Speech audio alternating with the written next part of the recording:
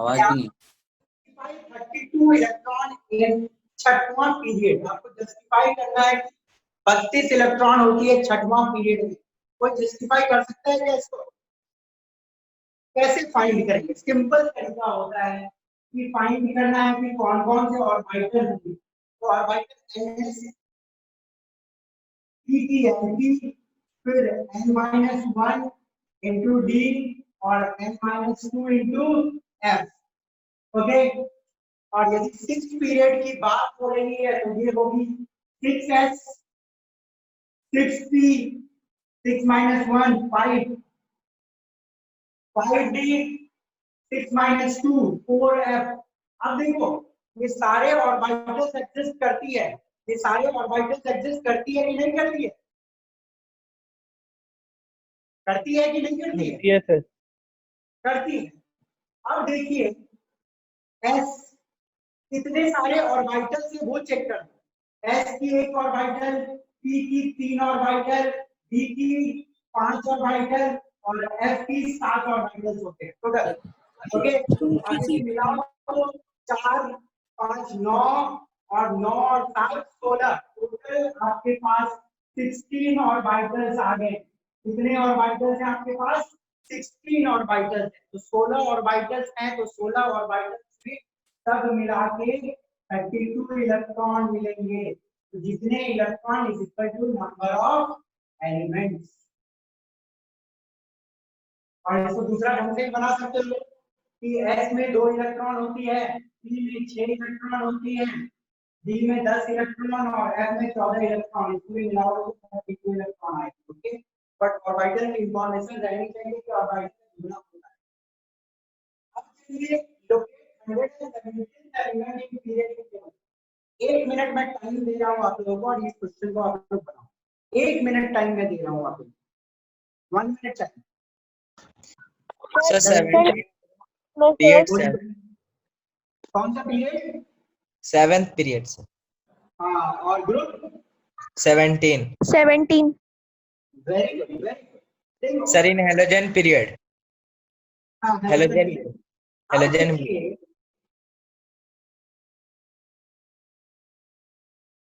यहाँ आप लोगों को एक्चुअली इलेक्ट्रॉनिक कॉन्फ़िगरेशन तो आराम से लिखना चाहिए। जैसे हम लोग देखें तो हीलियम, नियन, आर्गन, क्रिप्टन, ज़ेनन, रेडन होगा नीचे। अब हीलियम का कितना होता है? 2 10 18 36 54 86 118। तो मुझे बताओ कौन सा नोबल गैस बड़ा होगा फिर ये वाली आई होगी? रेडॉन रेडॉन कंप्लीट हुआ होगा, रेडॉन हो गई कंप्लीट। ओके, अब रेडॉन के बाद रेडॉन तो छठा पीरियड खत्म हो गया। पहला, दूसरा, तीसरा, चौथा, पांचवा, छठा, छठा पीरियड खत्म। तो ये तो पक्की वाली बात है कि सातवां पीरियड में। तो इलेक्ट्रॉनिक कॉन्फ़िगरेशन जब हम लोग लिखते हैं तो पहला इलेक्ट्रॉन जो घुसेगा 7 में घुसेगा, 7s2। Okay, 7s2। अब 7s2 के बाद कौन सा ऑर्बिटल बढ़ेगा? 5f। 7s के बाद 5f बनेगी। तो 7s2 के बाद 5f14। ओके, 5f के बाद 6d 10। अब जोड़ो तो कितना है? 14 और 10 24, 24 और 2 26, 26 और 86 करोगे तो 112 और 7p5। ओके, ये तो हो गया ऑर्डर ऑफ फिलिंग, जिसको मैं तो बोलता हूँ इलेक्ट्रॉनिक कॉन्फ़िगरेशन भी, बट आप लोग इलेक्ट्रॉनिक कॉन्फ़िगरेशन इन ऑर्डर में लिख दो। रेडॉन 5f14 सबसे कम वाला सबसे पहले 5f14, 6d10, 7s2, 7p5। आपको यहाँ पे ध्यान देना है प्रिंसिपल क्वांटम नंबर वैलेंस वाले का डिसाइड करता है पीरियड। तो n = 7, तो इसका मतलब हो गया 7 पीरियड। और ये पट्टी वाली बात है कि ये पी ब्लॉक एलिमेंट है और पी ब्लॉक एलिमेंट का ग्रुप नंबर होता है 10 plus valence electron. Valence electron कितने हैं? 7 7 तो कौन सी ग्रुप हो गई? 17 ग्रुप। अब बेटा देखो, मैंने एक चीज आज इसलिए बताया कि आपको ये इंफॉर्मेशन होनी चाहिए कि कौन कौन से पीरियड में कौन कौन सी ऑर्बिटल्स किस ऑर्डर में बढ़ेगी। आपको मैंने स्टार्टिंग में एक बार पढ़ाया है, बट ये चीज मैं जानता हूँ बच्चे के दिमाग से निकलती है, तो सबसे पहले ये दिमाग में रखना है कि कौन से पीरियड में किस ऑर्डर में बढ़ेगा इलेक्ट्रॉन, ये ध्यान दे दो। और मैं बहुत इंपॉर्टेंट चीज लिखने वाला हूँ और सबको एकदम याद रखना है ये चीज। जब 7th पीरियड आएगी, देखो जब 7th पीरियड आएगी तो इलेक्ट्रॉन कैसे बढ़ेगा एकदम याद रखो। याद रख लोगे ना इसको, इलेक्ट्रॉनिक कन्फिगरेशन लिखने में 7th पीरियड तो सबसे पहले कौन सा में एंटर करेगा 7 एस, फिर किस में एंटर करेगा 5 एफ, फिर उसके बाद 60 6D 6 और फिर 7। 70। ये ऑर्डर याद रखना, किसी का लिखने में आसान हो जाएगा। एक बार आप पकड़ लोगे कि नियरेस्ट नोबल गैस कौन सा है, फिर उसके बाद उसको लिखो नोबल गैस, फिर ऐसे पढ़ दो 7s2 5f 6d फिर 7p, आराम से लिखा जाएगा।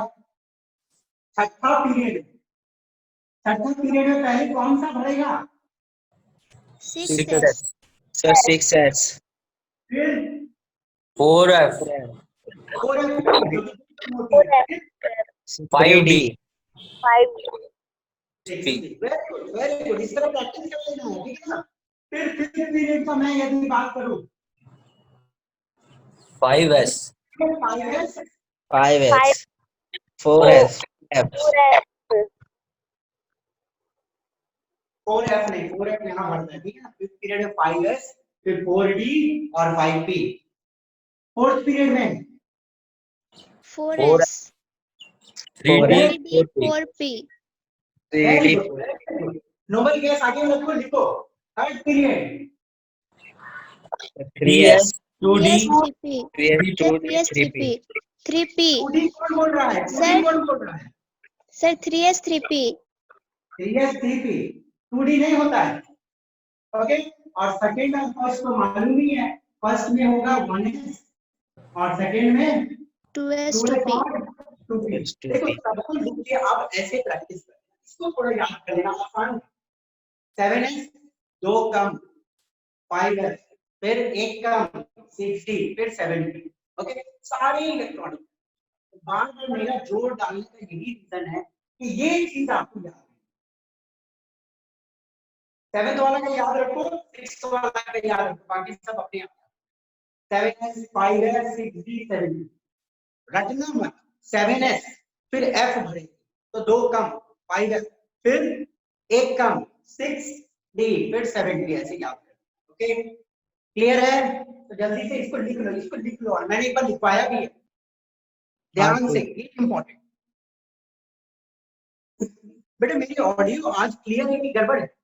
सर क्लियर नहीं आ रहा है। यस ऑडियो सर क्लियर गड़बड़ है है सर। नहीं सर। No sir क्लियर नहीं है सर। वीडियो वीडियो क्लियर है, जी ठीक है sir। और ऑडियो दिक्कत है? ऑडियो में थोड़ा दिक्कत। अब ठीक है? यस सर अब थोड़ा ठीक है। हाँ कोई दिक्कत नहीं होगा बेटा, वो सब कुछ, मैंने पंखा भी बंद कर दिया, चलो मैं गर्मी बर्दाश्त करूँ। चलिए आगे बढ़ते हैं, अब आ जाओ। Why do elements in a group has similar period? Sir Similar last property. Orbital में सेम इलेक्ट्रॉन रहता है। Yes, similar valence shell electronic configuration, valence shell में इलेक्ट्रॉनिक कन्फिग्रेशन सेम रहती है। The general valence electronic configuration of F block element is, बोलो बोलो जल्दी। n-2 f sir n-2 1 to 1 14 F 1 to 14 n-1 D 0 to 1 NS2 0 to 1 NS। बहुत अच्छा बेटा, बहुत अच्छे, मेहनत कर रहे हो, गुड। ऐसे ही लगे रहना है, लाइफ रहेगा, हम लोग आगे बढ़ेंगे, आगे बढ़नी है, मेहनत करते रहो। Nobody knows about tomorrow. मेहनत करना है, आगे बढ़ना है. Elements after uranium is known as. ये बताया था क्या मैंने लास्ट क्लास में? बताया था क्या? यूरेनियम एलिमेंट देखो 92 के बाद जो भी एलिमेंट्स होते हैं 92 के बाद जो भी एलिमेंट्स होते हैं हम उसको ट्रांस यूरेनियम एलिमेंट बोलते हैं. Okay 4s series are also known as lanthanoids. क्यों लैंथेनॉइड बोलते हैं? क्योंकि इसकी प्रॉपर्टी लैंथेनम लैंथेनम से मिलती है. वो 5s series are known as Actinide. Actinoids या एक्टिनाइड सीरीज भी बोलते हैं. क्यों? क्योंकि एक्टिनियम से इसकी प्रॉपर्टी. ओके तो आगे बढ़ते हैं. मिटा देना ये वाला बेटा देखो बहुत इंपॉर्टेंट है, बहुत इंपॉर्टेंट. तो ये लिखने में मजा आएगा जब इलेक्ट्रॉनिक कन्फिगरेशन देख लोगे, इसको सीख लोगे, अच्छे से लिख लोगे.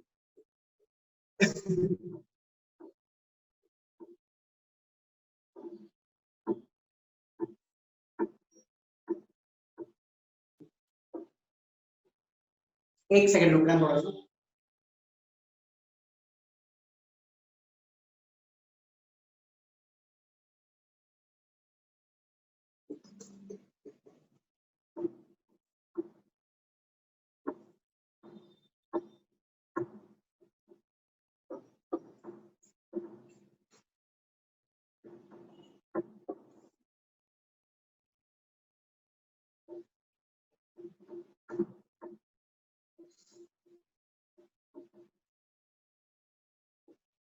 The most important part of this chapter. ठीक है ना? आराम से ध्यान केंद्रित करना क्योंकि जितने भी मेन से क्वेश्चन आएंगे तो इस कॉन्सेप्ट का जिक्र है. Okay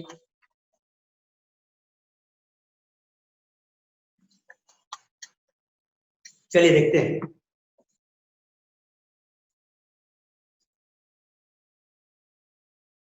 this concept is effective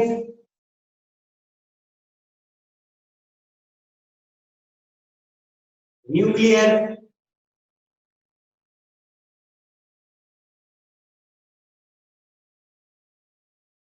charge. Okay effective nuclear charge जिसको हम लोग डिनोट करते हैं Z इफेक्टिव. देखो बोलने का मतलब क्या जरा ध्यान से सुनिएगा. कहीं ना कहीं अक्सर प्रॉपर्टीज जो होती है वो डिपेंड करती है न्यूक्लियर चार्ज. न्यूक्लियस की चार्ज है इलेक्ट्रॉन बाहर. ठीक है अब न्यूक्लियस की चार्ज ये न्यूक्लियस की चार्ज जितनी ज्यादा होगी साइज छोटा होगा कि बड़ा होगा? सर छोटा होगा. न्यूक्लियस की चार्ज जितनी ज्यादा होगी उतनी तेजी से इलेक्ट्रॉन को खींचेगा और साइज एटम का उतना छोटा होगा. ठीक है ना? एटॉमिक रेडियस कहीं ना कहीं न्यूक्लियर चार्ज पर डिपेंड करेगी. अब यदि आपसे बात बोलूं कि न्यूक्लियर चार्ज बहुत हाई है तो इस इलेक्ट्रॉन को निकालना आसान है कि मुश्किल है? सर मुश्किल है. मुश्किल है सर. मुश्किल है. क्यों? क्योंकि ये इसकी ओर अट्रैक्टेड होगा और जो फोर्स लगाना पड़ेगा ज्यादा लगाना पड़ेगा बाहर निकालने.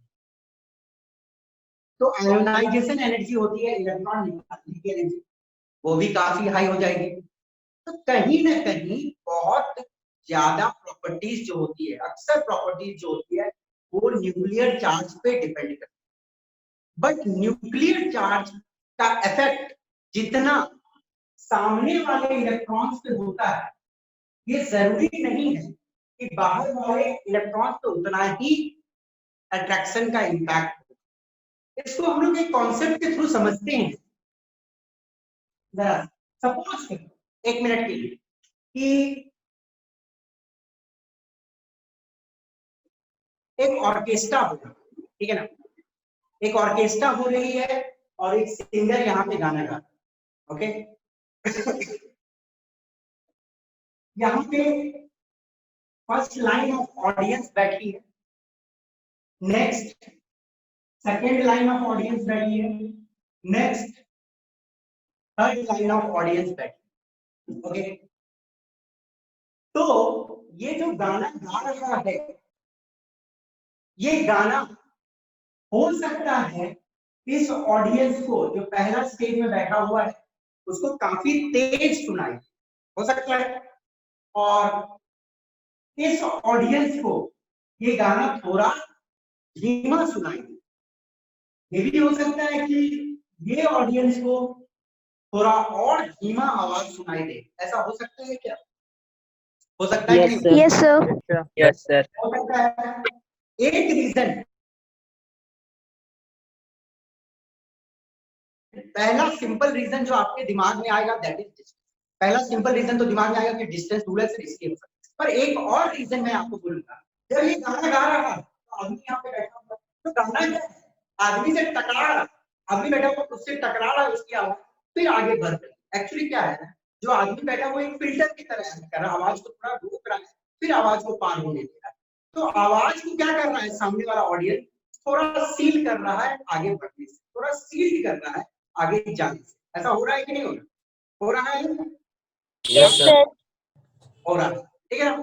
तो आवाज जो होती है थोड़ी फिल्टर होती है यहाँ पे, फिर आगे बढ़ती है, या बोलो थोड़ी सी सील्ड होती है आवाज, फिर आगे बढ़ती है। ओके, ठीक इसी प्रकार न्यूक्लियस का कहानी और एटम का कहानी हो सकता है।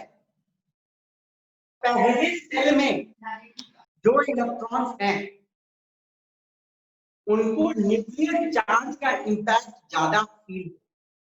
मान लो एक पल के लिए कि यहाँ पे 10 प्रोटॉन है, प्रोटॉन के कारण ही न्यूक्लियर चार्ज बनती है।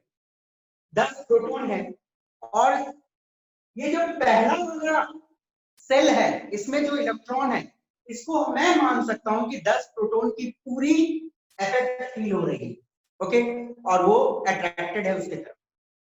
हो सकता है ये जो लास्ट वाली सेल में इलेक्ट्रॉन है, इसको मान लो कि साथी प्रोटॉन का इफेक्ट फील, साथी प्रोटॉन की अट्रैक्शन फील हो रही है। हो सकता है क्योंकि फील्ड फिल्टर हो रही है, इलेक्ट्रॉन से टकरा रही है, फिर आगे बढ़ रही है, तो फील्ड फिल्टर हो सकता है, फील्ड सील्ड हो सकता है। तो जो 7 प्रोटॉन का इफेक्ट उसको फील हो रहा है, वो कैसे फील हो रहा है? जो उसकी एटॉमिक नंबर थी Z 10, उससे मैंने क्या किया, 3 माइनस कर दिया, तब जाके मिला कितना फीलिंग इसको आ रहा है। तो ये जो 3 है, जो डिक्रीमेंट है न्यूक्लियर चार्ज की फील्ड में एंड इलेक्ट्रॉन के लिए, उसे हम लोग बोलते हैं शील्डिंग इफेक्ट और स्क्रीनिंग इफेक्ट। ओके, क्या बोलेंगे, शील्डिंग इफेक्ट या स्क्रीनिंग इफेक्ट जितनी कम हो, जो फीलिंग न्यूक्लियर चार्ज का लास्ट इलेक्ट्रॉन को मिलता है उसको हम लोग बोलते हैं जेड इफेक्टिव। जेड इफेक्टिव का मतलब क्या होता है, जेड ईएफएफ। जेड ईएफएफ का मतलब होता है कि लास्ट वाले इलेक्ट्रॉन को कितनी फीलिंग मिल रही है न्यूक्लियर पुल की। ओके, उसको बोलेंगे जेड, और जेड इज टोटल चार्ज। तो एक्चुअली हम लोग यदि शील्डिंग इफेक्ट या स्क्रीनिंग इफेक्ट को डिफाइन करें तो it's what, the decrease in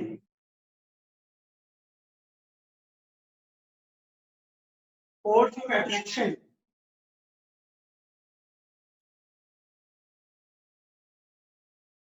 exerted by nucleus on the outermost electron due to inner electrons is called shielding और स्क्रीनिंग इफेक्ट। देखो बेटा, डेफिनेशन कोई काम की चीज नहीं है, डेफिनेशन फिर भी इसको समझ लो। शील्डिंग या स्क्रीनिंग इफेक्ट किसको बोलते हैं? न्यूक्लियस की जो अट्रैक्शन है आउटर मोस्ट इलेक्ट्रॉन के लिए, न्यूक्लियस की जो अट्रैक्शन है आउटर मोस्ट इलेक्ट्रॉन के लिए, उसमें जो डिक्रीमेंट आती है, किसके वजह से? इनर इलेक्ट्रॉन के वजह से, क्योंकि इनर इलेक्ट्रॉन ही ना प्लेट को करता है। न्यूक्लियस की जो अट्रैक्शन है, ध्यान से सुनो फिर से, न्यूक्लियस की जो अट्रैक्शन है उसमें जो डिक्रीमेंट आती है आउटर मोस्ट इलेक्ट्रॉन के लिए, किसकी वजह से? इनर इलेक्ट्रॉन के वजह से, उसको हम लोग बोलते हैं शील्डिंग या स्क्रीनिंग इफेक्ट। सबको समझ आया ये कि नहीं? Yes, sir. Yes sir. Okay, अब देखो Z इफेक्टिव हम लोग इसी से निकालते हैं। Z इफेक्टिव जो होती है it's equal to atomic number minus sigma, या सिग्मा को हम लोग S से डिनोट करते हैं, that is shielding constant. Okay, that is shielding constant. Actually बेटा इसको बोलेंगे शील्डिंग कांस्टेंट बोलेंगे, शील्डिंग इफेक्ट तो उस प्रक्रिया को बोलेंगे, शील्डिंग इफेक्ट इस प्रक्रिया को बोलेंगे, जो घटाव होंगे उसको हम लोग बोलेंगे शील्डिंग कांस्टेंट या स्क्रीनिंग कांस्टेंट। ओके, तो आपको क्या करना है, जो नेट इफेक्टिव न्यूक्लियर फील होगी आउटर मोस्ट को, वो कैसे निकालोगे? Atomic number of that element minus shielding constant या स्क्रीनिंग कांस्टेंट। Okay, understood? अब एक बात मुझे बता, एक पल के लिए मानो ये फॉर्मूला सबको क्लियर है कि न्यूक्लियर चार्ज की जो फीलिंग होगी आउटर मोस्ट इलेक्ट्रॉन को, वो होगी एटॉमिक नंबर उसकी माइनस शील्डिंग कांस्टेंट या स्क्रीनिंग कांस्टेंट। ओके, एक बात सोचिएगा कि मानो यहाँ पे मैंने एक लकड़ी का दरवाजा लगाया, एक पल के लिए नहीं, मानो कि लोहे का दरवाजा, मानो मैंने यहाँ पे एक लोहे का बैरिकेड लगा, तो वो आवाज जो बाहर जाएगी वो कम जाएगी कि ज्यादा जाएगी? सर तो कम जाएगी सर। कम जाएगी। अब मानो मैंने यहाँ पे लकड़ी का दरवाजा लगाया तो थोड़ा सा ज्यादा जा सकता है आवाज, है कि नहीं? लकड़ी का आवाज, दरवाजे से आवाज ज्यादा पार हो सकता है। Yes sir. Yes, sir. Okay, अब मानो मैंने थर्मोकॉल का बैरिकेड लगाया तो थर्मोकॉल से आवाज और ज्यादा पार हो सकता है, यस हो सर। सकता है कि नहीं? Yes, sir. बोलने का मतलब ये है कि डिफरेंट, ध्यान से सुनो, डिफरेंट ऑर्बिट्स में जब इलेक्ट्रॉन रहती है तो उसकी जो शील्डिंग होती है वो डिफरेंट। जो सामने में है न्यूक्लियस, जो इलेक्ट्रॉन न्यूक्लियस के सामने में है, वो न्यूक्लियर पूल को बहुत ज्यादा फिल्टर करता है। जो सामने में इलेक्ट्रॉन है, S में है, P में है, वो आवाज को बहुत अच्छा से फिल्टर करता है। दूर वाली D और F उतने अच्छे से फिल्टर नहीं कर पा रहे, देखेंगे। ओके, आगे तो ये सिंपल में समझ लेना है कि हर इलेक्ट्रॉन की शील्डिंग डिफरेंट है। S वाले इलेक्ट्रॉन की शील्डिंग डिफरेंट है, P वाले इलेक्ट्रॉन की शील्डिंग डिफरेंट है, D वाले इलेक्ट्रॉन की शील्डिंग डिफरेंट है, F वाले इलेक्ट्रॉन की शील्डिंग डिफरेंट है। जो इलेक्ट्रॉन अंदर की ओर है उसकी शील्डिंग थोड़ा ज्यादा है, जो इलेक्ट्रॉन बाहर की ओर है उसकी शील्डिंग थोड़ी कम है। तो इसके लिए स्लेटर ने कुछ लॉ बताए थे कि किसकी शील्डिंग कितनी होगी, और आप डायरेक्ट इसे माइनस करो और Z इफेक्टिव निकालो। तो स्लेटर ने कुछ लॉ दिए, Slater was a chemist, Slater's law for calculating shielding constant S या सिग्मा। स्लेटर ने कुछ नियम दिए थे कि जिसके आधार पर आप शील्डिंग कांस्टेंट का वैल्यू निकाल सकते। तो वो लॉ क्या थे? पहला जो नियम था, all electron having higher principal shell than concerned electron contributes 0 to CD। देखो इसको एक बार पढ़ लो, इसको एक बार पढ़ लो, पूरा समझ नहीं आएगा जब पढ़ोगे। पढ़ लिए? ठीक है, अब मैं बताता हूँ।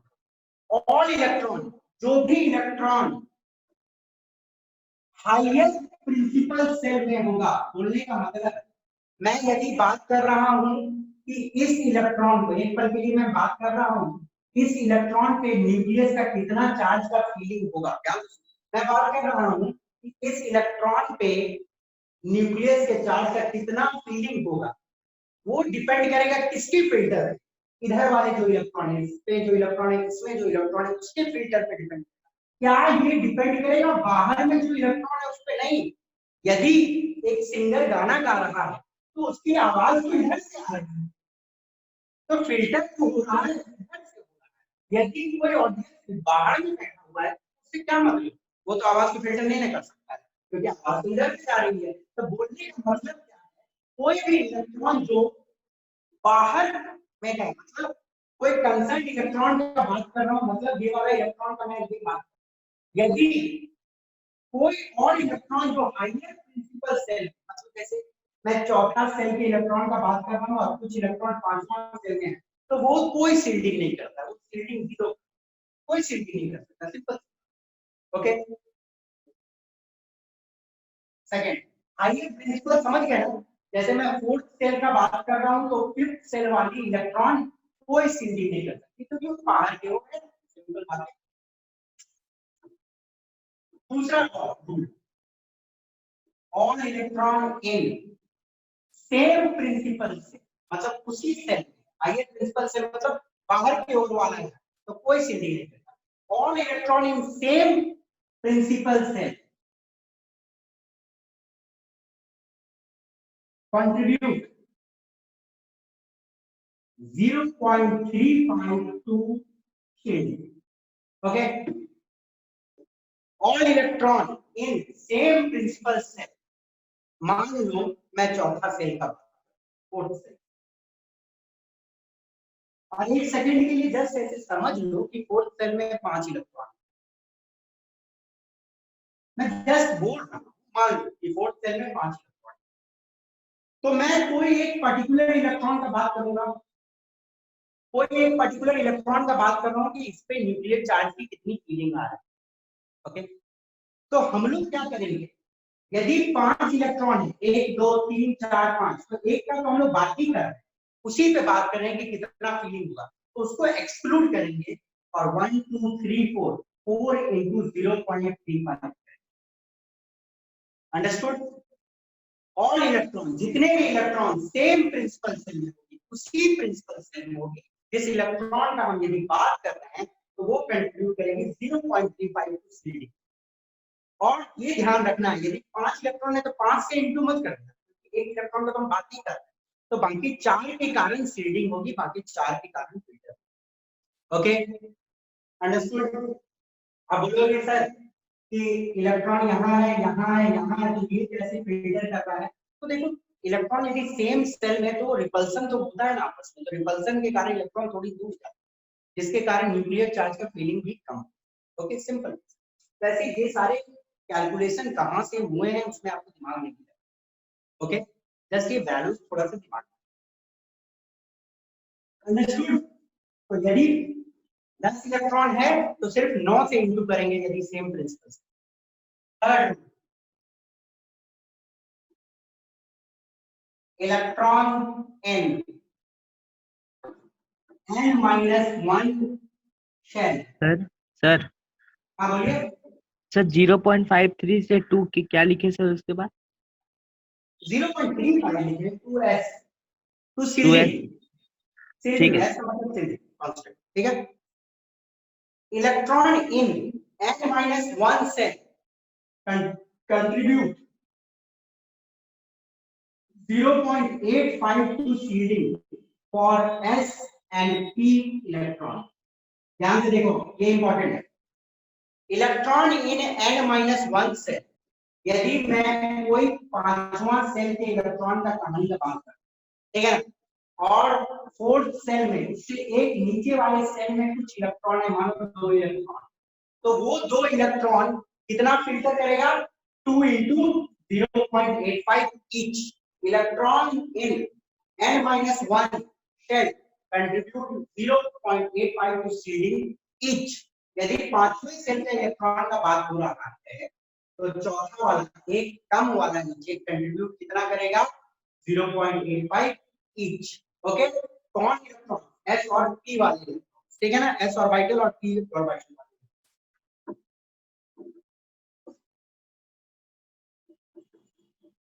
यहाँ पे ईच लिख देता हूँ, ज्यादा इंपॉर्टेंट है। Each electron in deeper shell contribute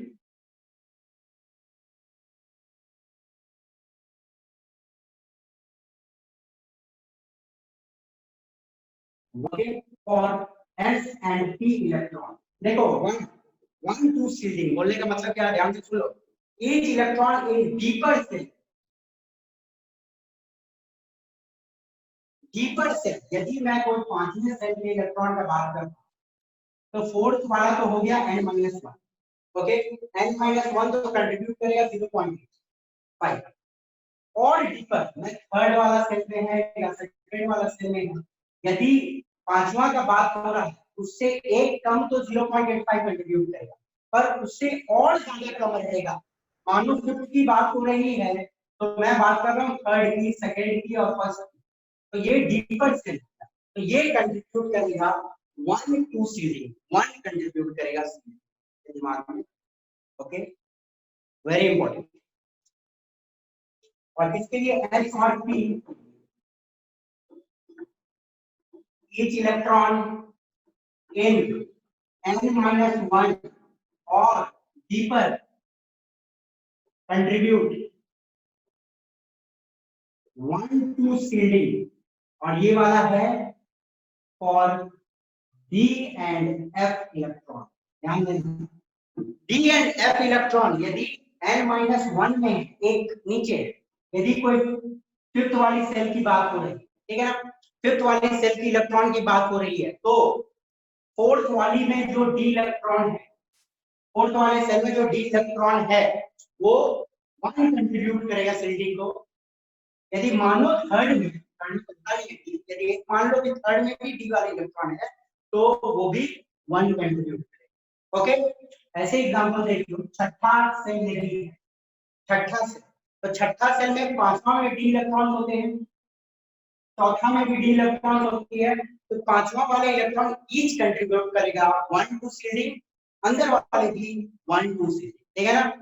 very simple है, लिखा हुआ है, कुछ रूल्स है तो वो देखने में थोड़ा टफ लग रहा होगा, कोई न्यूमेरिकल बना लोगे तो बहुत सिंपल पे समझ जाओ। और एक बात, इससे रिलेटेड कोई कैलकुलेशन नहीं, प्रोबेबली आईआईटी मेंस में या कहीं भी एडवांस में इससे रिलेटेड कोई कैलकुलेशन नहीं आपको, ये तो पक्की बात, बट आपको जाननी चाहिए।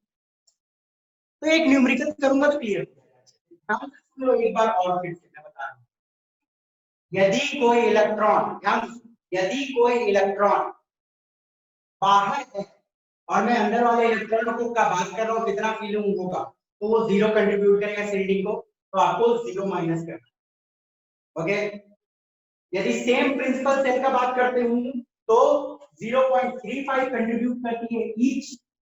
ओके, और यदि n-1 एक कम वाला सेल का बात कर रहा हूँ तो कंट्रीब्यूट करेगा 0.85 s और p के लिए, और यदि एक से और अंदर वाली की बात करूंगा तो 1 कंट्रीब्यूट करेगा s और p के लिए, और यदि d वाली बात हो रही है एक नीचे वाली या उससे और नीचे वाली तो d का नहीं करेगा। ओके, ये दिमाग में रखिए। एक न्यूमेरिकल बता रहा हूं जिससे आइडिया पूरी क्लियर हो जाएगी। अब पूछना चल रहा है कि नाइट्रोजन 7, ओके, अब इसके लिए Z इफेक्टिव निकाल, यदि Z इफेक्टिव निकालने को आपको, तो Z इफेक्टिव का मतलब होता है वैलेंस वाला, सबसे बाहर वाला इलेक्ट्रॉन का बात होता है। तो आपको सबसे पहले क्या लिखना है, इलेक्ट्रॉनिक Z इफेक्टिव का फॉर्मूला होगा Z माइनस सिग्मा या S, okay, Z minus okay, तो मैंने इलेक्ट्रॉनिक कंफिगरेशन लिखा, क्या लगा बताओ, 1s2 फिर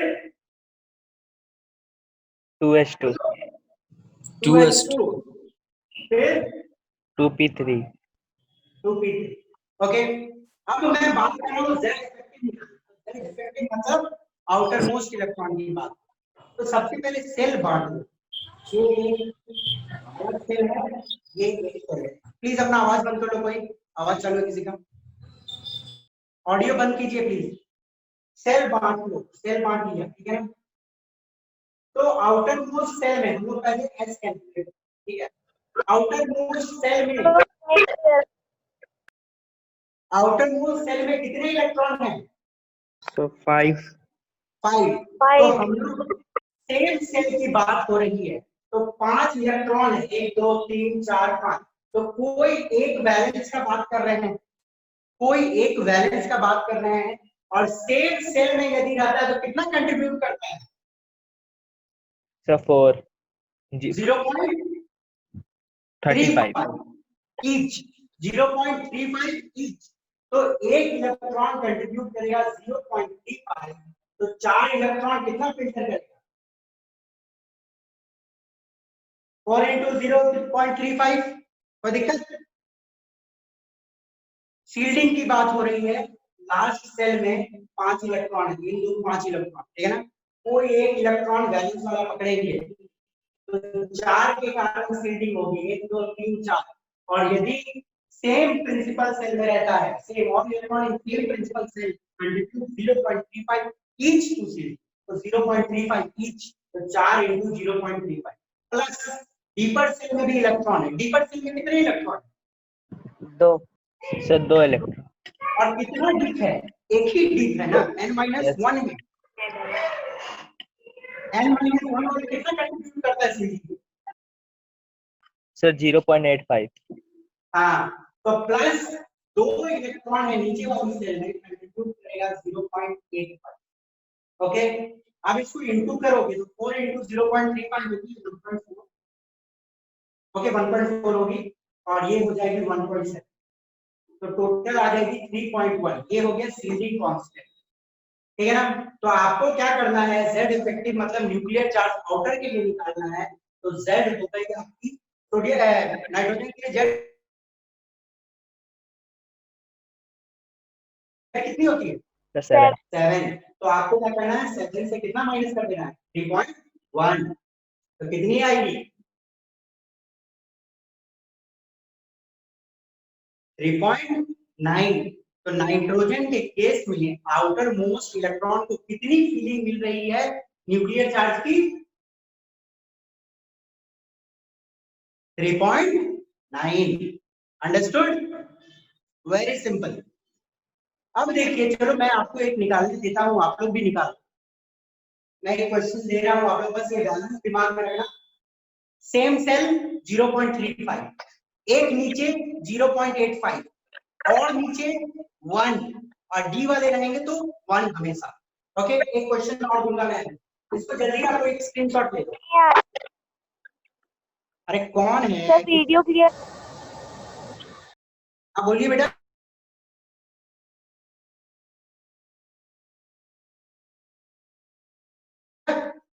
वीडियो आपकी वीडियो में थोड़ा प्रॉब्लम होगा बेटा, बाकी सब जो आ रही है ना। ओके बेटा, तो चलो इनको एक स्क्रीनशॉट ले लो जल्दी से, फिर एक क्वेश्चन दूंगा।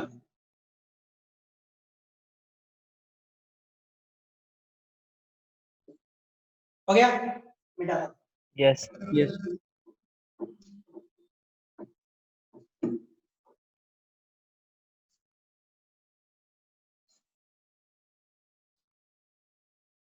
बहुत सिंपल है, बहुत सिंपल है, खाली थोड़ी थ्योरी इसकी ज्यादा है। n माइनस के लिए निकाल, मानो n माइनस मतलब n माइनस मतलब नाइट्रोजन में एक इलेक्ट्रॉन आ चुका है। अब उसके लिए आउटर मोस्ट इलेक्ट्रॉन जो आया उसको कितना फील होगा, बना चलो। n माइनस हो गई तो 8 इलेक्ट्रॉन हो गए, ठीक है ना। आयन की भी इलेक्ट्रॉनिक कन्फिग्रेशन निकालती है, तो इलेक्ट्रॉनिक कन्फिग्रेशन क्या होगा इसका, जल्दी बोलो। तो 1s2 2s2 2p4 1s2 2s2 2p4 4 5 6 7 8 very good. अब बताओ पहले आप लोगों को z इफेक्टिव निकालना है, तो z इफेक्टिव निकालने के लिए क्या करना पड़ता है, z माइनस सिग्मा। तो पहले आप सिग्मा निकालोगे, सिग्मा कैसे निकलेगा बोलो, ये सेम हो गई, सेम सेल है, कितना कितना इंटू कितना 6 इलेक्ट्रॉन है, तो कोई एक इलेक्ट्रॉन का बात कर रहा हूं, तो कितना इलेक्ट्रॉन इंटू सेम सेल कितना होता है 5 into 0.35. 0.35. यस 6 इलेक्ट्रॉन है, 1 2 3 4 5 6, कोई 6 में कोई एक ही वैलेंस का बात कर रहा हूं ना, मैं मान इसका बात कर रहा हूं। तो सेम सेल में 1 2 3 4 5 और 5 इलेक्ट्रॉन है, तो सेम सेल में कितना कंट्रीब्यूट करता है 0.35, तो 5 5 इंटू 0.3. प्लस प्लस कितना 2 है ना, डी पर से कितना डी, एक ही डी है, एक ही डी 0.85 एस क्या पी के, तो 2 इंटू कितना 0.85. ओके सर इसका आंसर है 10.55। 10। अरे कम होगा कि ज्यादा हो जाएगा, no no sir, no sir. तो आपको इसको इंटू करना है 150 और 1.65 आएगा इधर से, है ना 5.25 और 5.56 1.75 आएगा, ओके यहाँ पे 1.75 है, ओके प्लस कितना 1.70, कोई दिक्कत, तो ये कितना हो गया 5 7 7 40 3.45, ओके ये सीरीजिंग है, तो z इफेक्टिव कितनी होगी 7 माइनस 3.45, कर सकते हो कि नहीं, समझ आया कि नहीं आया, Yes, sir. Yes, sir. कुछ नहीं है, बहुत सिंपल है, कैलकुलेशन इससे रिलेटेड नहीं आएंगे, दिमाग नहीं लगाना है, बट आपको कैलकुलेट करनी आना चाहिए कि बाहर वाले इलेक्ट्रॉन को न्यूक्लियस की जो चार्ज की फीलिंग होती है वो कम हो जाती है, और मैंने आपको रूल भी बता दिया, रूल्स को एक दो बार प्रैक्टिस कर लेना तो दिमाग में आइडिया बैठा रहेगा, क्योंकि इससे रिलेटेड क्वेश्चंस होगा, ओके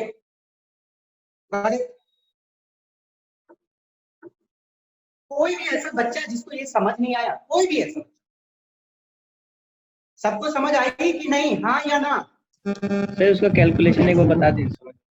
कैलकुलेशन कुछ नहीं, कैलकुलेशन क्या करना है, यदि कोई बैलेंस सेल का बात, बैलेंस सेल का, तो एक इलेक्ट्रॉन कम करो, उतना से इंटू करो सेम सेल, ठीक है ना, सेम सेल वाला का इंटू कर दिए, जैसे देखो 6 इलेक्ट्रॉन है ना बैलेंस सेल में, तो कोई 5 ही ना सीज करेगा, छठा तो खुद ही है, तो कोई 5 ही सीज करेगा, सेम में है 5 सीज करेगा, इंटू कितना उस सेल की इलेक्ट्रॉन 0.35 प्लस नीचे वाला एस का रहता है, तो कितना करता है 0.85, कितने साल 0.85 ऐड करके निकाल लिए, और z इफेक्टिव निकालने के z माइनस, वेरी सिंपल, एक दो बार बनाना, सिंपल एडिशन माइनस।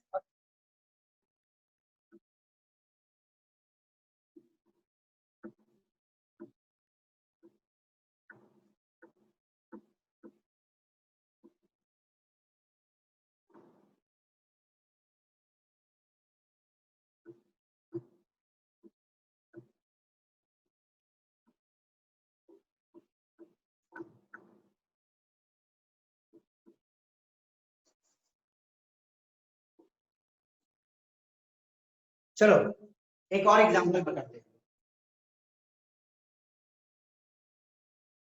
मान लो ऑक्सीजन के लिए निकाल 4A के लिए बोला गया कैलकुलेट z इफेक्टिव, तो सबसे पहले आप क्या लिखोगे इलेक्ट्रॉनिक कॉन्फ़िगरेशन, जल्दी बोलो क्या होगा electronic configuration, sir 1s2 2s2 2p4। 1s2 2s2 2p4, ये हो गया आउटर मोस्ट सेल, ये हो गया एक इनर, कितने इलेक्ट्रॉन है सर 5 6 इलेक्ट्रॉन है, तो कोई 5 को पकड़ेगी, एस निकालना है, तो कोई 5 इंटू कितना सेम सेल है कितना 0.35। 0.35. Plus plus 2 into 0.85. मानो x आया, यहाँ से x आया तो आपको क्या करना पड़ेगा, z इफेक्टिव निकालने के लिए कितना माइनस सर कितना, 8 minus x. कुछ है इसमें, कुछ नहीं, इसमें ज्यादा दिमाग लगाने का है ही नहीं, नहीं समझ पा रहे हो तो थोड़ा सा एक बार रिपीट करके वीडियो देखिए।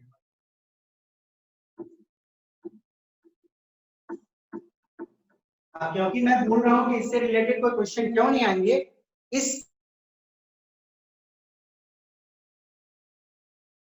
टॉपिक बहुत क्वेश्चन आएंगे इसके एप्लीकेशन से, ओके। बट ये सिंपल प्लस माइनस वाला क्वेश्चन कभी नहीं आने वाला, बहुत सिंपल। अब देखो एक पल मैं आपको एक एग्जांपल दे रहा हूँ, lithium, beryllium, boron, carbon, nitrogen, oxygen, fluorine, neon, okay. यदि मैं इसका Z का बात करूं, इसका कितना है 3, इसका 4, 5, 6, 7, 8, 9, 10, ओके। यदि मैं इसका Z इफेक्टिव का बात करूं, मैं थोड़ा एग्जैक्ट पॉइंट तक बात कर रहा हूं, तो इसकी जो Z इफेक्टिव होती है, Z effective means outermost electron, it's 1.28। देखो Z टोटल 3 है पर आउटर मोस्ट को फील हो रहा है मात्र 1.28। यदि मैं यहाँ पे बात करूं बेरिलियम 4 है तो आउटर मोस्ट वाले को कितना फील हो रहा है, मात्र 1.91, ओके। फिफ्थ की बात कर रहा हूं तो आउटर मोस्ट वाले को फील होगा मात्र, बोरोन का बात कर रहा हूं 2.42. कैलकुलेशन आपको नहीं ध्यान देना है, मैं बता लिख देगा हूँ, ओके। कार्बन का बात कर रहा हूँ छठा है, 3.14, ओके।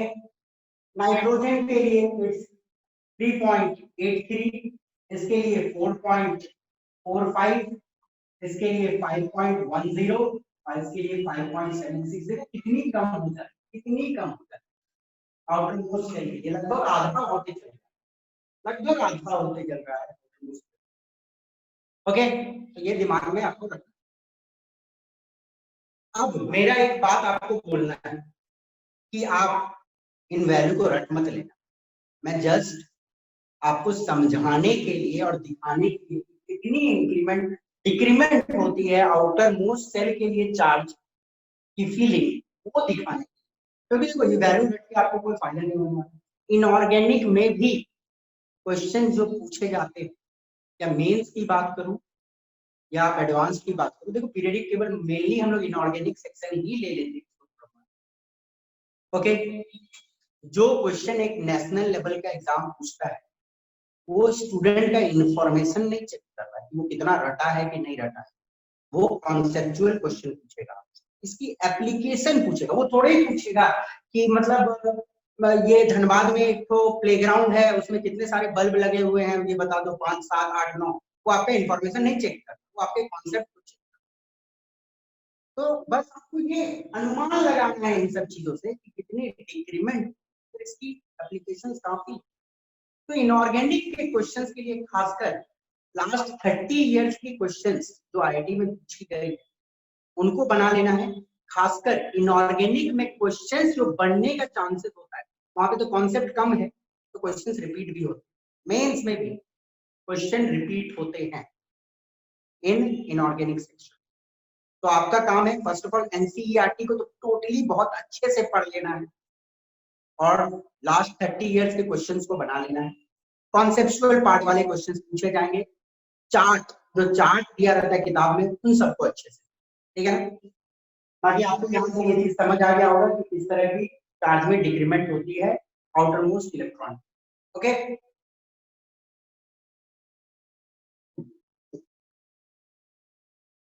आगे बढ़ता हूँ, ठीक है।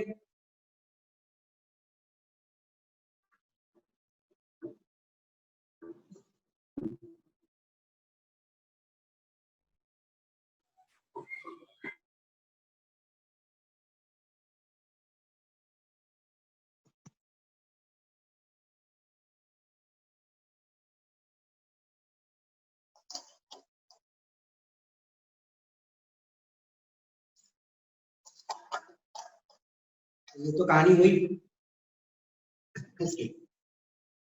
अब चलिए हम लोग आएंगे तो अनदर इम्पोर्टेंट पार्ट। देखो जेड इफेक्टिव तो आपको समझ आ गया, क्योंकि आउटर मोस्ट इलेक्ट्रॉन पे हमें स्टडी करना इसलिए जरूरत है क्योंकि आउटर मोस्ट ही इलेक्ट्रॉन कहीं ना कहीं अक्सर प्रॉपर्टीज को डिफाइन करता है। ओके, आउटर मोस्ट इलेक्ट्रॉन ही सबसे पहले यूज होती है, आउटर मोस्ट सेल में ही इलेक्ट्रॉन आता है। तो आउटर मोस्ट इलेक्ट्रॉन को कितनी चार्ज की फीलिंग है वो हम लोगों ने बता दिया। अब देखेंगे कि उसकी एप्लीकेशन कितनी है, आपको बाद में पता चलेगा कि जेड इफेक्टिव की इनऑर्गेनिक में अक्सर चीज या अक्सर क्वेश्चंस इस टॉपिक से रिलेटेड होंगे। चलिए देखेंगे बाद में, पहले समझ लेते हैं कुछ प्रॉपर्टी। ट्रेंड्स इन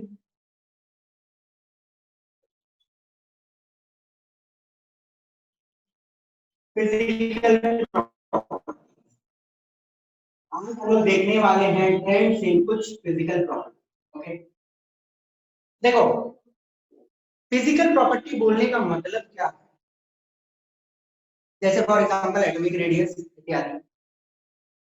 तो हम लोग देखेंगे कि फिजिकल प्रॉपर्टीज किस तरह आपके पीरियडिक टेबल में वैरी करती है। तो सबसे पहले हम एटॉमिक रेडियस की स्टडी करते हैं। ओके,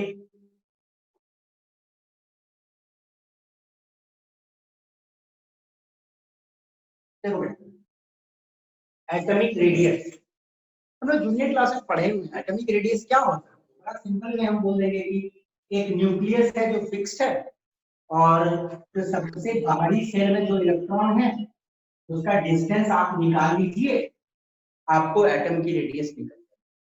पर आपको क्या लगता है कि इतना आसान है एटम की रेडियस निकालना? एटम की रेडियस निकालना इतना आसान नहीं। इलेक्ट्रॉन के लिए कोई बाउंड्री तो नहीं बना हुआ है ना, हमने ऐसा गोल बाउंड्री बना दिया, बोल दिया कि इलेक्ट्रॉन भाई तुम इसके बाहर नहीं जाओ, ये पक्की वाली बात है, तुम इसके बाहर नहीं निकल सकते। इलेक्ट्रॉन तो बाउंड्री के अंदर तो नहीं रहेगा, उसके लिए कोई डिफाइंड बाउंड्री तो नहीं। इलेक्ट्रॉन क्या है बेसिकली, हमें जो मालूम है न्यूक्लियस मालूम, इलेक्ट्रॉन उसके पास तो घूमती ही, साथ में इलेक्ट्रॉन इससे दूर भी जाती है, इलेक्ट्रॉन इससे दूर भी घूमती है जाकर, और दूर जा सकती है ना।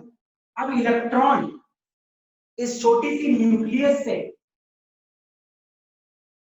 कौन कौन से जगहों पे जाके घुमा, हम लोग क्या करते हैं, एक रफ शेप बना, एक रफ शेप अनुमान लगा के बनाते हैं कि electron maximum number of time कहां कहां रहा। वो इलेक्ट्रॉन यहाँ भी रह सकता है, यहाँ भी रह सकता है, यहाँ भी रह सकता है, जा सकता है। ओके, इलेक्ट्रॉन का कोई रोक टोक नहीं है, न्यूक्लियर पूल्स के से बहुत दूर भी जा सकता है, बहुत सामने भी आ सकता है। एनर्जी मिलेगी तो दूर चल जाएगा, एनर्जी घटेगी तो सामने आ सकता है। ओके, तो हम लोग क्या करते हैं, एक रफ शेप बना, एक रफ शेप बना, और उस रफ शेप में हम देखते हैं कि electron maximum number of time यदि उस शेप में रहा है, तब हम मान लेते वही एटम की शेप। रफली हम मानते हैं कि 95% टाइम इलेक्ट्रॉन जहां रिवॉल्व किया है उसी के अराउंड एक शेप बना लेते हैं। जब शेप बनाते हैं तो हमें यही एक स्फेरिकल ही शेप कहीं ना कहीं जाता, एकदम फुल स्फेरिकल नहीं होता है। आपको मैंने एटम की डायग्राम भी दिखाई हुई है बहुत बच्चों कि फुल स्फेरिकल नहीं मिलता, फिर भी हम एक शेप बनाते हैं जहां पे maximum number of time electron रहा है, मान लो 95% ऑफ टाइम, उसी को हम इलेक्ट्रॉन का शेप मानते हैं। पर इलेक्ट्रॉन का शेप चलो हमने बना भी दिया, और 4-5 बार इलेक्ट्रॉन यदि बाहर चल भी गया तो हम इग्नोर कर देते, जाने दो दो बार बाहर गया, but maximum number of time जहां है वो भी एटम का शेप। अब एटम का शेप चलो हम पता करते हैं, बट ये शेप कितनी बड़ी है, रफली आपसे बात करूं, आपको बताऊं एटम की जो radius is nearly 1.2 angstrom. 1.2 angstrom समझते हो, 1.2 into 10 to the power -10 10 metre, इतनी छोटी 1.2 into 10 to the power -10 metre.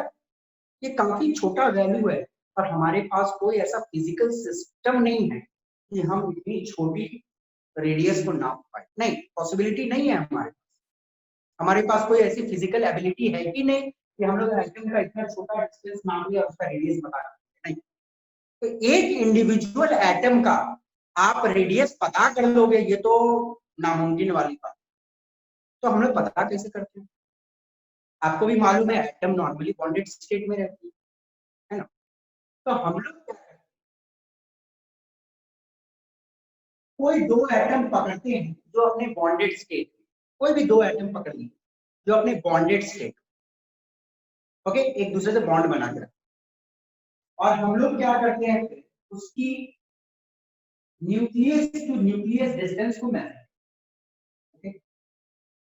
मान लो ये ए एटम है, ये दोनों आपस में बॉन्डेड, तो उसकी nucleus to nucleus distance calculate करने का तरीका होता है। यदि दो एटम आपस में बॉन्डेड है और उसकी न्यूक्लियस टू न्यूक्लियस डिस्टेंस आप पता कर लेते हो, तो उसको हम लोग बोलते हैं bond length, okay. Bond length क्या होती है इन डेप्थ में हम लोग पढ़ेंगे केमिकल बॉन्डिंग में, बट अभी सिंपल, दो एटम आपस में बॉन्डेड है, उसकी न्यूक्लियस टू न्यूक्लियस डिस्टेंस को हम लोग बोलते हैं बॉन्ड लेंथ। टेक्निक है एक्सरे क्रिस्टलोग्राफी, एक्सरे क्रिस्टलोग्राफी जैसे टेक्निक है जहां पे हम बॉन्ड लेंथ पता करें। अब हम बॉन्ड लेंथ जब पता कर लेते हैं तब उस बॉन्ड लेंथ से आइडिया लगाते हैं एक एटम की रेडियस के बारे में, ओके। नहीं तो एक सिंगल एटम का रेडियस पता कर लो, ये तो नामुमकिन बात है, कोई फिजिकल सिस्टम नहीं है। तो हम लोग आइडिया लगाते हैं उस एटम के रेडियस के बारे में, उसके बॉन्ड लेंथ को कैलकुलेट कर लेते हैं, फिर उस बॉन्ड लेंथ पे कुछ कैलकुलेशन करके हम डालते हैं उसके, और एटॉमिक रेडियस चेंज होती है। एटम की radius depending upon bond change होती है। वो यदि कुछ एक पर्टिकुलर चीज के साथ बॉन्डेड है तो कुछ और उसकी रेडियस हो सकती है, किसी और के साथ बॉन्डेड है तो उसकी रेडियस चेंज, ओके। एटम की रेडियस कहीं ना कहीं डिपेंड करती है उसकी बॉन्ड पे जो वो दूसरे के साथ बनाता है, ओके। तो एटॉमिक रेडियस को ऐसा मत समझ लेना कि न्यूक्लियस से आउटर मोस्ट इलेक्ट्रॉन को हम नाप लिए, नहीं, हम लोग सिंगल एटम का तो नाप ही नहीं रहे, हम नाप रहे किसके लिए, इलेक्ट्रॉन सॉरी एटम जब बॉन्डेड है, बॉन्ड कर रहे फिर उसके क्या कैलकुलेशन करते हैं। एटॉमिक रेडियस क्या है बेसिकली बता, इट इज ऑफ, या ऐसे बोलो, 3 types of atomic radius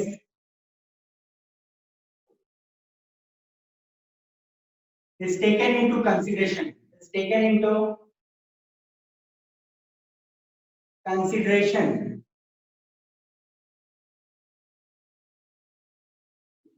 depending upon type of bond,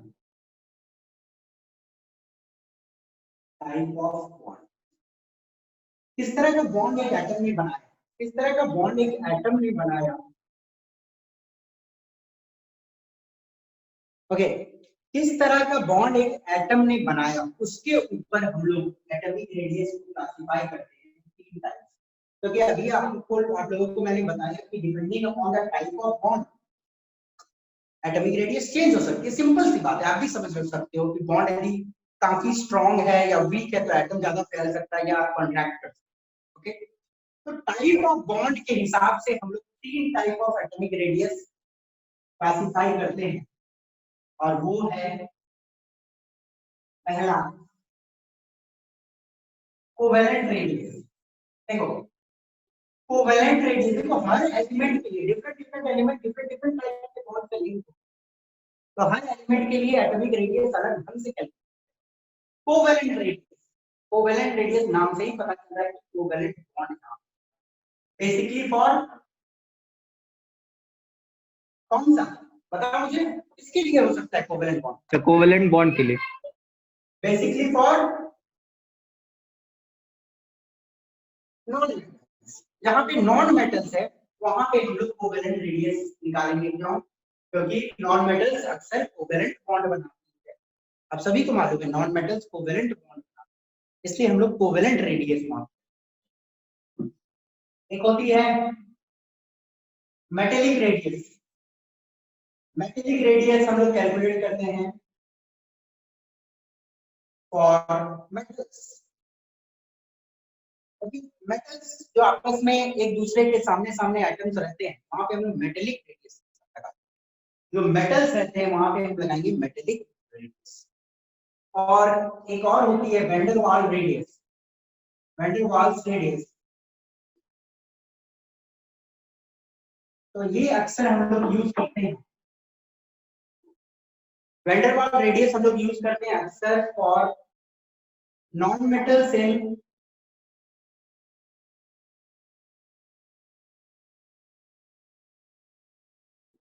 solid state and noble gases. और नोबल गैसेस के लिए भी हम लोग करते हैं वैन डेर वाल्स रेडियस का इस्तेमाल। देखेंगे इन डेप्थ सब हम लोग देखेंगे। जो नॉन मेटल सॉलिड स्टेट में होती है जैसे कार्बन हो गई या आपकी क्लोरीन को भी क्लोरीन भी आती है कभी कभार। आयोडीन ले लो, सिंपल क्लोरीन। आयोडीन ले लो, आयोडीन के लिए भी आप van der Waals radius calculate कर सकते हो। क्लोरीन के लिए भी कैलकुलेट कर सकते हैं सॉलिड स्टेट में, वहां पे भी कैलकुलेट। ओके, नॉन मेटल्स के लिए ये दोनों नॉन मेटल्स के लिए कोवेलेंट रेडियस भी कैलकुलेट करते हैं, वैन डेर वाल्स भी कैलकुलेट करते हैं डिपेंडिंग अपॉन, ठीक है ना। तो वैन डेर वाल्स रेडियस अक्सर non metals in solid state and noble gases के लिए हम लोग एक एक करके हम लोग स्टडी करेंगे। सबसे पहले हम लोग स्टडी करते हैं कोवेलेंट रेडियस। कोवेलेंट रेडियस क्या है तो दिमाग में वेरी सिंपल करके तीन टाइप की रेडियस हम लोग लगाते हैं। हर एक एलिमेंट के केस में डिफरेंट वाली रेडियस कैलकुलेट करते हैं। नॉन मेटल के केस में कोवेलेंट रेडियस, मेटल के केस में मेटेलिक रेडियस, और van der Waals radius normal gas के केस में, और कुछ नॉन मेटल जो सॉलिड स्टेट में रहते हैं। तो सबसे पहले हम लोग देखेंगे कोवेलेंट रेडियस। कोवेलेंट रेडियस एक काम करो, इसको लिख लो, फिर मैं नेक्स्ट स्क्रीन में लिखता हूँ जगह चाहिए इसको लिख लो। कोई डाउट किसी को यहाँ पे? Anybody any problem? नहीं सर। No sir. एटम की रेडियस वेरी सिंपली मेजर करना पॉसिबल नहीं है क्योंकि वो बहुत छोटी होती है। और दूसरी बात, इलेक्ट्रॉन का कोई बाउंड्री तो नहीं है ना, वो इधर उधर जा सकता है। तो हम लोग बॉन्ड, एटम जब बॉन्ड बना लेता है उस बॉन्ड लेंथ को कैलकुलेट करते हैं, फिर उस पर कुछ कैलकुलेशन करके हम लोग। ओके, तो चलो ये करके हम लोग देखेंगे।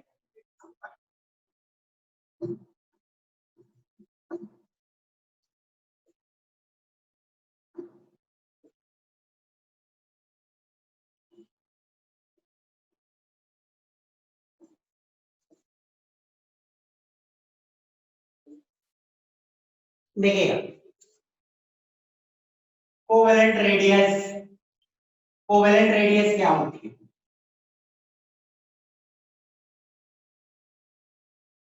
It is half of the internuclear distance between two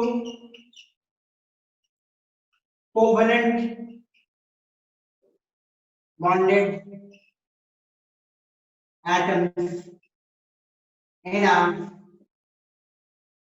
heteroatomic, sorry, in a homoatomic molecule। देखो बेटा, डेफिनेशन जो एक पल के लिए छोड़ दो, हम आते हैं पहले एक एग्जांपल पे, फिर समझो। एक जनरल एग्जांपल में लेता हूं, जनरल एग्जांपल। मानो ए बॉन्डेड है इस, ठीक है ना, ए बॉन्डेड है इस। जब दो सेम एटम आपस में बॉन्डेड रहते हैं और एक मॉलिक्यूल बनाती है, उसको हम लोग बोलते हैं होमोएटॉमिक मॉलिक्यूल। होमोएटॉमिक मॉलिक्यूल का मतलब क्या? जब दो सेम एटम्स आपस में बॉन्ड बनाई और एक मॉलिक्यूल बनाई, उसको हम बोलते हैं होमोएटॉमिक मॉलिक्यूल। सेम एटम से बनी। आप समझो एक पल के लिए, ये एक एटम है, ये एक एटम है।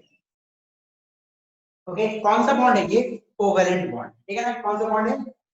Covalent bonded atom. ओके, दो कोवेलेंट बॉन्डेड एटम, हम लोग उसके centre to centre nucleus distance ले लिए, उसको हम लोग बोले न्यूक्लियर डिस्टेंस। क्या बोले इसको? Nuclear distance.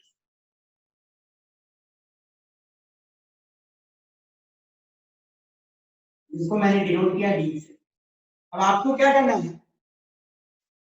कोवेलेंट रेडियस यदि निकालना है तो आर कोवेलेंट को आर सीओवी भी लिखते हैं, आर सीवी भी लिखा जाता है, आर कोवेलेंट या आर सीवी। कुछ नहीं करना है, हाफ कर देना है इंटरन्यूक्लियर डिस्टेंस। ओके, समझ गए? Very simple. देखो क्या है, डेफिनेशन भी देख लेते हैं। कोई होमो एटॉमिक मॉलिक्यूल पकड़ो, ये होमो एटॉमिक मॉलिक्यूल है, ये एक सेम एटम बनाई एक मॉलिक्यूल। ओके, वो दोनों आपस में कोवेलेंट बॉन्ड से जुड़ा रहना चाहिए। हाँ, शेयरिंग हो रही है, कोवेलेंट बॉन्ड है। अब हम लोग क्या करेंगे, इंटरन्यूक्लियर डिस्टेंस बिटवीन देम निकाल लेंगे। उन दोनों के बीच का इंटरन्यूक्लियर डिस्टेंस हम लोगों ने निकाल लिया। अब आपको क्या करना है, उसका आधा कर देना, उसका आधा कर देना, तो आपको मिल जाएगी कोवेलेंट रेडियस। Very simple. तो कोवेलेंट रेडियस क्या है? Half of the internuclear distance between two homoatomic atoms. Okay, आधा कर दिया। Very simple. और कुछ एग्जाम्पल देखो, एक एग्जाम्पल आप ले लो क्लोरीन का एग्जाम्पल। ये होमोएटॉमिक मॉलिक्यूल है, दो क्लोरीन है, सेम एटम्स है। तो मानो एक क्लोरीन है, ये दूसरा क्लोरीन, ठीक है? होमोएटॉमिक मॉलिक्यूल है, इसका सेंटर टू सेंटर डिस्टेंस ले लेना है, इंटरन्यूक्लियर डिस्टेंस। ये वाली हो जाती है 199 picometres. Okay, this is internuclear distance. आपको क्या करना पड़ेगा, इसको आधा करना पड़ेगा, आर कोवेलेंट रेडियस निकालना। क्या करना? 199 डिवाइडेड बाय 2, तो ये रफली आ जाएगी 100 ही है, 100 पाइकोमीटर। तो आर कोवेलेंट बोले तो covalent radius of chlorine atom कितनी? क्लोरीन एटम की जो कोवेलेंट रेडियस है वो हो गई रफली 100। कुछ नहीं किया, इंटरन्यूक्लियर डिस्टेंस है, उसको हमने आधा, बात खत्म। ओके, बड़े। अब इसमें एक और कहानी है, जो कोवेलेंट रेडियस होती है R covalent depends upon number of bonds. देखो, ये जो कोवेलेंट रेडियस है वो चेंज होगी नंबर ऑफ बॉन्ड्स के साथ। अब मानो ए सिंगल बॉन्ड ए के साथ बनाया, ए डबल बॉन्ड बनाया ए के साथ, या ए ट्रिपल बॉन्ड बनाया ए के साथ, तो नंबर ऑफ बॉन्ड्स यदि दो सेम एटम्स के बीच में या एक होमोएटॉमिक मॉलिक्यूल में नंबर ऑफ बॉन्ड्स बढ़ जाती है, यहाँ पे दो बॉन्ड, यहाँ पे सिंगल बॉन्ड है, यहाँ ट्रिपल बॉन्ड है, तो कोवेलेंट रेडियस में भी बदलाव आता है। क्वेश्चंस पूछे जाते हैं कि कोवेलेंट रेडियस किस किस फैक्टर्स पे डिपेंड करता है। तो पहले नंबर ऑफ बॉन्ड्स पे डिपेंड करेगा। ओके, दूसरा एक और चीज है, depends upon metallic character and hybridisation. देखो, मेटेलिक कैरेक्टर और हाइब्रिडाइजेशन पे भी डिपेंड करता है। मेटेलिक कैरेक्टर हम लोग इस चैप्टर में देखेंगे, तो वहां पे इस चीज को समझ लेंगे कि कैसे कोवेलेंट रेडियस डिपेंड करके जब थोड़ा थोड़ा मेटेलिक कैरेक्टर नॉन मेटल में आने लगता है। यदि कोई नॉन मेटल में थोड़ा मेटेलिक कैरेक्टर प्रेजेंट आ रहा है या बढ़ रहा है, आप लोग जानते हो नॉन मेटल में भी तो पूरी नॉन मेटल ऐसे नहीं बोलते। नॉन मेटल क्या है, उसमें नॉन मेटेलिक कैरेक्टर ज्यादा है, मेटेलिक कैरेक्टर कम है। तो कोई नॉन मेटल में यदि मेटेलिक कैरेक्टर इंक्रीज होती है तो कोवेलेंट रेडियस भी उसकी बढ़ती है। दूसरी बात, हाइब्रिडाइजेशन क्या होती है ये छोड़ो, ये जब केमिकल बॉन्डिंग समझाऊंगा वहां पे आपको समझ आएगा। तो फिलहाल मैंने लिखवा दिया है, क्योंकि पूछे जाते हैं केमिकल कौन कौन से फैक्टर पे डिपेंड करती है, तो एक जगह लिखी रहेगी आपकी। बाकी हाइब्रिडाइजेशन क्या है लोग देखेंगे। तो बहुत सिंपल में कोवेलेंट रेडियस क्या है, एक होमो एटॉमिक मॉलिक्यूल है, उसके दोनों एटम के बीच में इंटरन्यूक्लियर डिस्टेंस निकाल दिए जब कोवेलेंट बॉन्ड बना हुआ है। अब इंटरन्यूक्लियर डिस्टेंस आधा कर दिया, कोवेलेंट रेडियस निकल गया। बात करता कुछ नहीं। अब क्लोरीन का एग्जांपल याद रख सकते हो। बाकी इस पे किस पर डिपेंड करती है, नंबर ऑफ बॉन्ड्स पे डिपेंड करती है, मेटालिक कैरेक्टर और हाइब्रिडाइजेशन पे भी डिपेंड करती है। ओके, तो ये लिख लो। क्लियर है? Yes, Yes. sir. Yes, sir.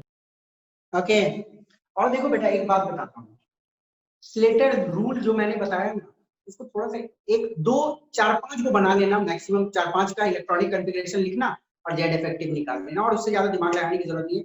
Main idea आपको यही पकड़ना है कि जेड इफेक्टिव जो होती है वो डिक्रीज, ये दिमाग लगाना है। और डी ऑर्बिटल्स जब आती है तो देखते हो ना वो कितना फिल्टर कर रहा है, 1 का फिल्टर करता है, एफ ऑर्बिटल भी 1 का फिल्टर करता है।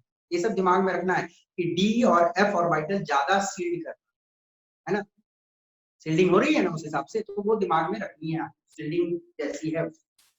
Okay, Yes, sir. चलिए वो सब हम लोग देखेंगे, सील्डिंग विल्डिंग किसका ज्यादा है किसका कम है, इन डेप्थ में देखेंगे। ओके, चलिए ये हो गए।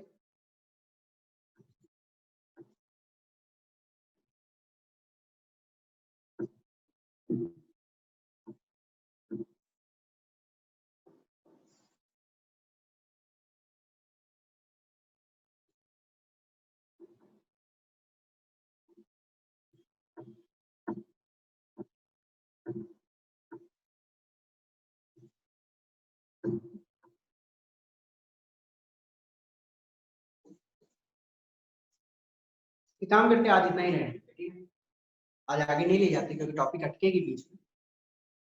तो जितना बताया आज पढ़ लेना, और एटॉमिक रेडियस को हम लोग इन डेप्थ देखेंगे इन नेक्स्ट। ओके, मतलब एटॉमिक रेडियस के बारे में पढ़ेंगे। तो कोई डाउट अभी तक तो पूछ लो, नहीं तो आगे बढ़ते हैं और मिलते हैं नेक्स्ट क्लास में। सर न्यूक्लियर डिस्टेंस कैसे फाइंड करेंगे?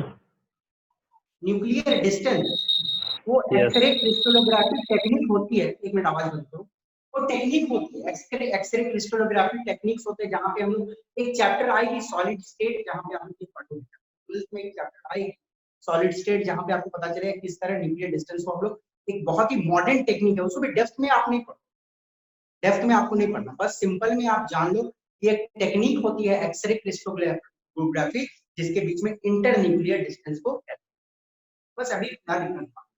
तो बहुत मॉडर्न टेक्निक है, उसमें बहुत सारे कैलकुलेशंस होते हैं। नाम याद रखना कि एक्सरे क्रिस्टलोग्राफी एक टेक्निक है जिससे हम लोग बॉन्ड लेंथ कहते हैं। ओके, और कुछ